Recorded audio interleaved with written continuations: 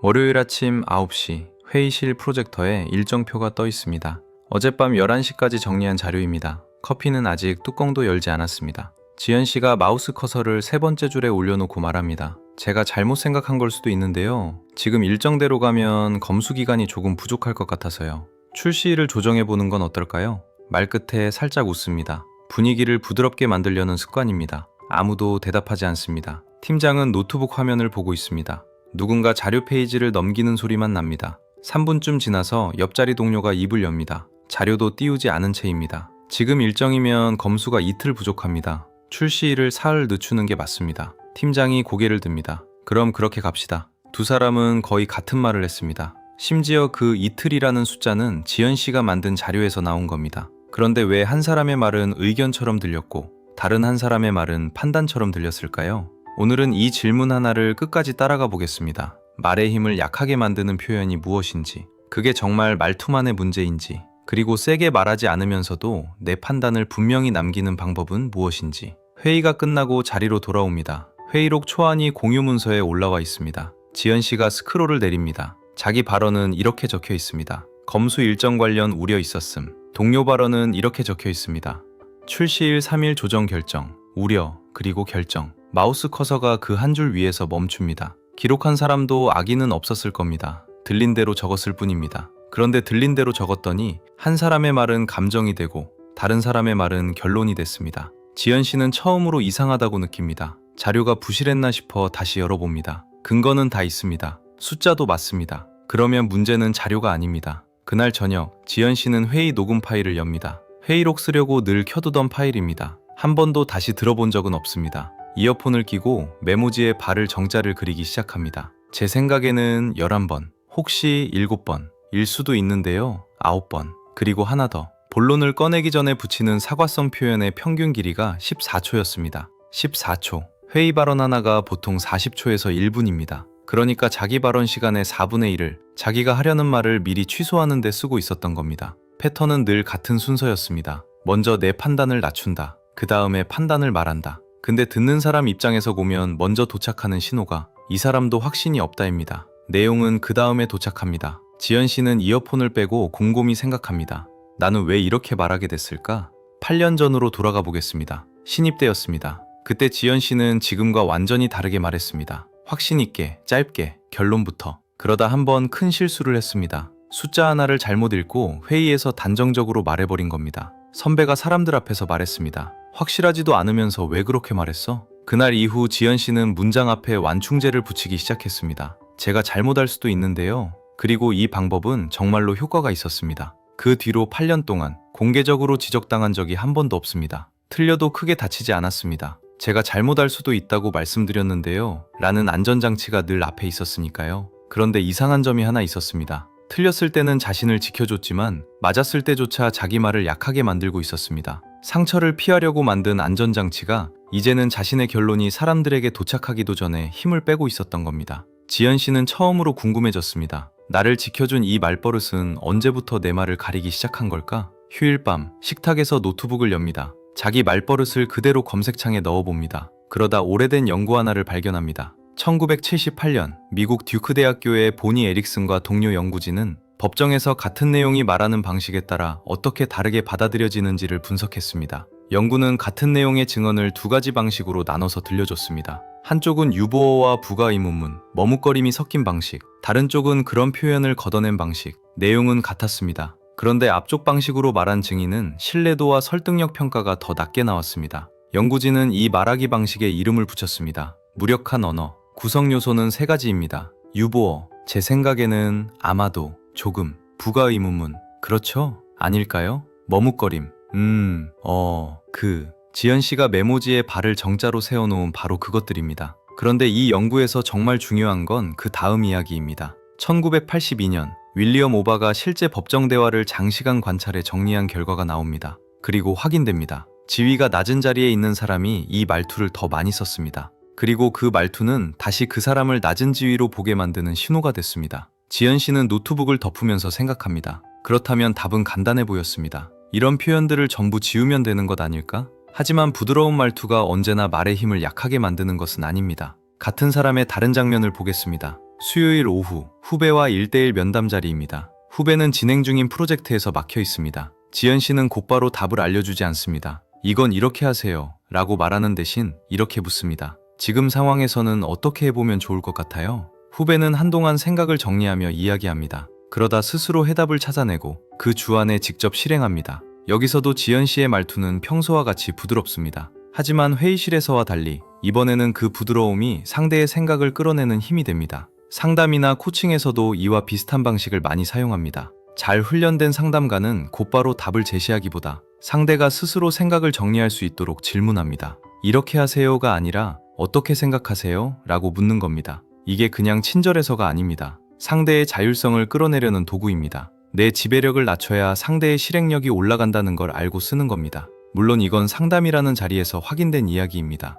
회의실에 그대로 옮겨지지는 않습니다. 다만 분명한 게 하나 있습니다. 부드러운 말투가 항상 손해는 아닙니다. 그러면 회의실에서 문제가 된 건 정확히 뭐였을까요? 지연 씨가 메모지에 두 문장을 나란히 적어봅니다. 첫 번째, 제가 틀릴 수도 있는데 그렇지 않을까요? 두 번째, 제안은 출시일 사흘 조정입니다. 다른 위험이 있는지 의견 듣겠습니다. 둘 다 상대를 존중합니다. 둘 다 상대에게 말할 자리를 내줍니다. 공손함의 양은 비슷합니다. 그런데 하나가 다릅니다. 앞문장은 상대를 존중하면서 내 판단도 같이 취소했습니다. 뒷문장은 판단은 남기고 참여만 열었습니다. 여기가 핵심입니다. 문제는 공손함이 아닙니다. 공손함을 표현하려고 자기 판단까지 같이 지워버린 겁니다. 한 번 더 말씀드리겠습니다. 공손한 게 문제가 아닙니다. 공손하려고 내 결론까지 지우는 게 문제입니다. 지연 씨는 메모지에 남길 것과 지울 것을 나눠 적습니다. 공손함은 그대로 남깁니다. 대신 자기 판단을 미리 취소하는 표현만 걷어냅니다. 차이는 이해했지만 실제로 그렇게 말하는 일은 여전히 두려웠습니다. 8년 전처럼 확신했다가 또 틀리면 어쩌나 하는 생각이 들었기 때문입니다. 그래도 다음 회의에서는 확인한 사실만큼은 흐리지 않고 말해보기로 합니다. 다음 주 회의,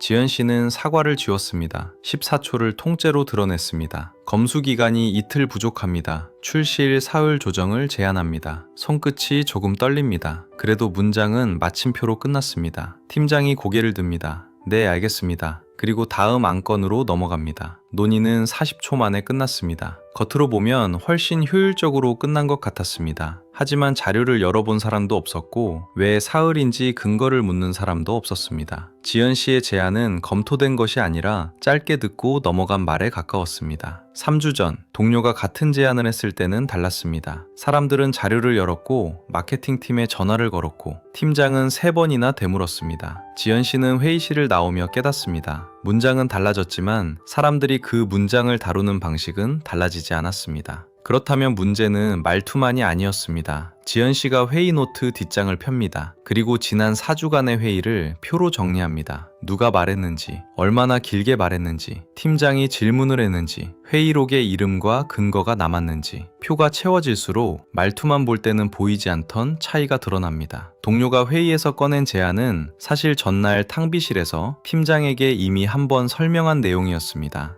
회의실에서 처음 꺼낸 말처럼 보였지만 팀장에게는 두 번째로 듣는 이야기였던 겁니다. 반면 지연 씨의 자료는 회의 시작 5분 전에 공유됐습니다. 대부분 그 자리에서 처음 본 자료였습니다. 차이는 하나 더 있었습니다. 동료는 평소에도 방향을 제안하고 판단을 내리는 사람으로 받아들여졌습니다. 지연 씨는 지난 3년 동안 실행 담당으로 불렸습니다. 일정을 정리하는 사람, 자료를 준비하는 사람, 결정된 일을 빠짐없이 챙기는 사람, 믿을 만한 사람이었지만 의견을 결정으로 만드는 사람으로는 아직 익숙하지 않았습니다. 그래서 같은 내용을 말해도 동료의 말은 이미 검토된 판단처럼 들렸고 지연 씨의 말은 처음 들어온 참고 정보처럼 들렸을 수 있습니다. 누군가 일부러 지연 씨를 무시했다고 단정할 수는 없습니다. 다만 회의가 시작되기 전부터 두 사람의 말은 같은 자리에서 출발하지 않았습니다. 말투도 영향을 줬습니다. 하지만 그 말이 언제 공유됐는지, 그동안 어떤 역할로 알려져 있었는지, 누구와 미리 이야기를 나눴는지도 함께 작용하고 있었습니다. 지연 씨는 질문을 바꿉니다. 누구 잘못이지가 아니라 이번에는 무엇이 내 말을 가볍게 만들었지? 지연 씨는 잘못을 따지는 대신 표 옆에 4칸을 더 만듭니다. 내용, 전달, 관계, 구조, 그리고 지난 5번의 발언이 왜 묻혔는지 하나씩 나눠봅니다. 내용 자체가 틀린 경우는 없었습니다. 두 번은 전달 방식의 문제였습니다. 결론이 너무 뒤에 나왔고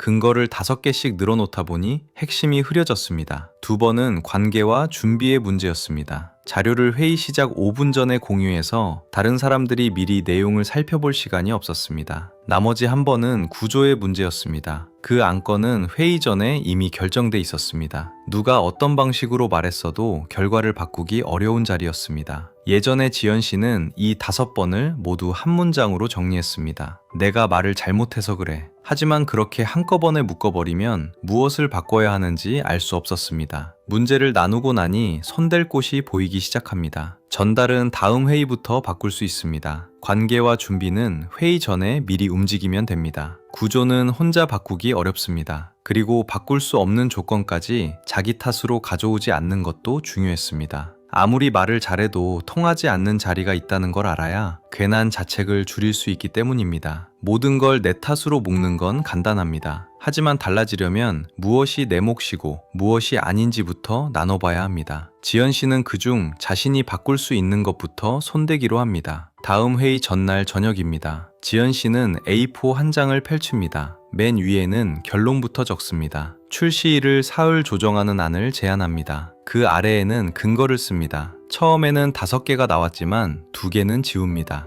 핵심을 설명하는 데는 3개면 충분했습니다. 근거가 많아질수록 오히려 중요한 이유가 흐려질 수 있기 때문입니다. 초안을 소리내어 읽어봅니다. 문장 앞에 붙은 사과와 자기 축소 표현에는 빨간 줄을 긋습니다. 3군데나 나옵니다. 대신 확실한 것과 아직 확인되지 않은 것을 나눠 적습니다. 확인되지 않은 부분은 2가지입니다. 다만 현재 일정대로라면 검수 기간이 부족한 것은 분명합니다. 모르는 것을 모른다고 말하는 것과 확인한 사실까지 흐리게 말하는 것은 다릅니다. 앞에 것은 정확함이고 뒤에 것은 자기 판단을 미리 지우는 일입니다. 마지막으로 자료를 그날 저녁 미리 공유합니다. 회의 시작 5분 전이 아니라 사람들이 한 번이라도 읽어볼 수 있도록 전날에 보냅니다. 말하는 방식은 회의실 안에서 바꿀 수 있습니다. 하지만 내 말이 받아들여질 조건은 회의가 시작되기 전부터 만들어집니다. 다음 날 아침, 지연 씨는 같은 회의실, 같은 시각, 같은 자리에 앉아 있습니다. 다른 점이 있다면 이번 자료는 전날 저녁부터 공유 폴더에 올라가 있었다는 겁니다. 지연 씨가 입을 엽니다. 현재 일정대로 진행하면 검수 기간이 이틀 부족합니다. 출시일을 사흘 조정하는 안을 제안합니다. 근거는 3가지입니다. 팀장이 곧바로 묻습니다. 사흘을 늦추면 마케팅 일정에는 문제가 없습니까? 누군가 공유 폴더에서 자료를 열고 마케팅팀 담당자도 의견을 보탭니다. 이번에는 지연 씨의 말이 그냥 지나가지 않습니다. 제안의 근거가 검토되고 다른 부서의 일정과 비교되기 시작합니다. 논의 끝에 출시일은 사흘이 아니라 이틀 늦추는 것으로 정리됩니다. 처음 제안이 그대로 받아들여진 것은 아닙니다. 하지만 회의록에는 이전과 다른 방식으로 남습니다. 지연 씨의 이름, 그리고 제안을 뒷받침한 근거 3줄. 검수 일정 관련 우려 있었음이 아니라 누가 무엇을 제안했고 왜 그런 판단을 했는지가 기록된 겁니다. 달라진 건 모든 사람이 지연 씨의 말에 동의했다는 것이 아닙니다. 지연 씨의 제안이 처음으로 제대로 검토됐다는 점입니다. 말의 힘은 상대를 단번에 설득하는 데만 있지 않습니다. 내 판단이 사라지지 않고 논의할 가치가 있는 의견으로 남는 것. 지연 씨가 바꾸고 싶었던 건 바로 그 지점이었습니다. 회의가 끝나고 자리로 돌아옵니다. 예전 같았으면 이때부터 자책이 시작됐을 겁니다. 사흘이라고 말한 게 너무 셌나? 처음부터 이틀이라고 했어야 했나? 내가 또 말을 이상하게 한 건 아닐까? 하지만 이번에는 노트를 펴니다. 그리고 오늘 회의 내용을 4칸에 나눠 적어봅니다. 내용, 근거 3개는 유효했고 숫자도 맞았습니다. 전달, 결론부터 말했고 사과로 시작하지도 않았습니다. 관계, 마케팅팀의 의견은 미리 듣지 못했습니다. 다음에는 회의 전에 먼저 확인할 계획입니다. 구조, 일정을 최종 결정하는 권한은 지연 씨에게 없었습니다. 이건 오늘 혼자 바꿀 수 있는 일이 아니기 때문입니다. 지연 씨는 거기까지 적고 노트를 덮습니다. 걸린 시간은 3분이었습니다. 예전이었다면 오늘 회의 전체를 내가 말을 잘못해서 라는 한 문장으로 정리했을 겁니다. 그리고 저녁까지, 어쩌면 다음 날까지 그 생각을 붙잡고 있었을 겁니다. 이번에는 달랐습니다. 사흘이 이틀로 조정된 건 아쉬웠지만 그렇다고 자신의 판단이 틀렸던 것은 아니었습니다. 사람들의 시선이 하루아침에 완전히 달라진 건 아닙니다. 대신 지연 씨가 자신을 바라보는 방식이 달라졌습니다. 무엇을 고칠지 알고 무엇까지 자기 탓으로 가져오지 않아도 되는지 알게 된 겁니다. 이번 일을 계기로 지연 씨가 얻은 답은 단순했습니다. 말투는 분명 평가에 영향을 줍니다. 특히 판단이 필요한 자리에서 확신을 지나치게 낮추는 표현은 내가 가진 근거와 전문성까지 약하게 보이게 만들 수 있습니다. 하지만 말투가 전부는 아닙니다.